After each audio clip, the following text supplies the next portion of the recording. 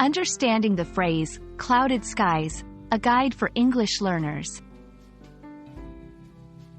Hello everyone! In today's video, we're going to explore the meaning and usage of the phrase, clouded skies. This phrase is not just about the weather, but it also carries metaphorical meanings that are widely used in English. Understanding such phrases can greatly enhance your language skills and help you appreciate the beauty of English. Let's dive in. Firstly, let's break down the literal meaning.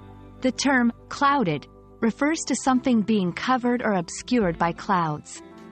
Skies, on the other hand, is the plural form of sky, which is the expanse of air over the earth.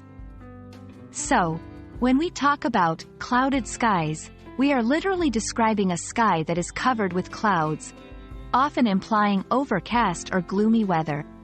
This usage is straightforward and is often used in weather forecasts or descriptions. Now, let's look at the metaphorical use of clouded skies. In English, weather elements are frequently used metaphorically to describe emotions or situations. When someone says, clouded skies, metaphorically, they might be referring to times of trouble, uncertainty, or sadness in life. It's similar to saying there's a dark cloud over something, implying a sense of gloom or difficulty. To help you understand better, let's see some examples. 1. Literal use. The forecast predicts clouded skies for the weekend. 2. Metaphorical use. After losing his job, there were clouded skies in his life for a while. Notice how the context changes the meaning from a simple weather description to a more profound emotional state. Clouded skies is also a popular phrase in literature and media, often used to set a mood or tone.